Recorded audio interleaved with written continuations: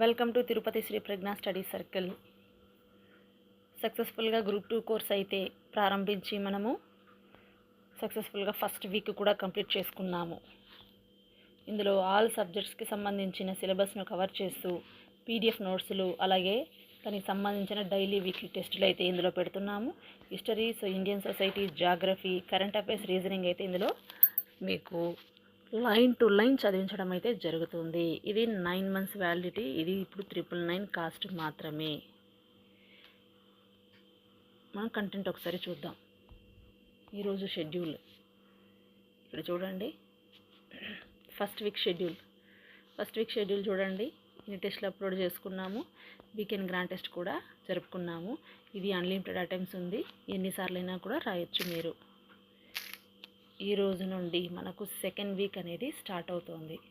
ఈ సెకండ్ వీక్లో first day ఏం చదవాలి అంటే ఇక్కడ చూడండి, జాగ్రఫీ అయితే మనం ఇక్కడ చదువుకోవడం జరుగుతుంది. ఈ జాగ్రఫీలో భారతదేశం శీతోష్ణ స్థితి, భారతదేశం నదీ వ్యవస్థకు సంబంధించి ఇక్కడ మనం చదువుకోవడం అయితే ఉంటుంది. దీనికి సంబంధించిన కంటెంట్ అంటే నోట్స్ ఒకసారి చూద్దాం.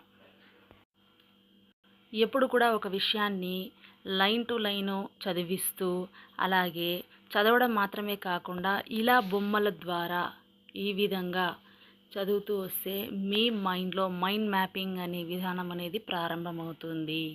అంటే ఇక్కడ చూడండి ఎంత ఇదిగా సన్ను, అపహేలి, పరిహేలి, శీతాకాలం, భూమధ్య రేఖ ఎంత డీటెయిల్గా ఇచ్చున్నాం చూడండి. ఇలా చదువుకుంటే ఒక్కసారి మీకు ఇది గుర్తుకు రావాలంటే మీరు కళ్ళు మూసి ఆలోచిస్తే ఈ పిక్చర్ అనేది, దీంట్లో ఉన్న విషయాలు అనేది మీకు గుర్తుకు రావడం అనేది జరుగుతుంది. అంటే ఆ విధంగా మీరు చదవాల్సి ఉంటుంది. చూడండి ఇక్కడ నోట్స్ ఎంత క్లియర్గా ఉంది. భారతదేశంలోని శీతోష్ణ స్థితి ప్రాంతాల వర్గీకరణ ఎలా ఉంటుంది అని. ఈ నదీ వ్యవస్థ, ఇది బిట్టు రాకుండా అయితే పేపర్ అయితే ఉండదు.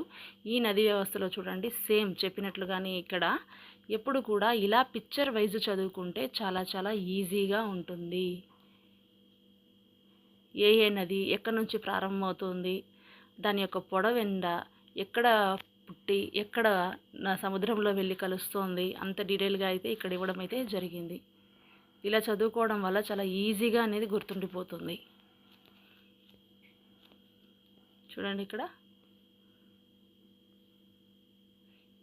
ఇది జన్మస్థలం, నది ఏ సంస్కృతానికి సంబంధించింది, దాని యొక్క లెంత్ ఎంత అంటే ఎంత దూరం ప్రయాణిస్తుంది, ఇది కూడా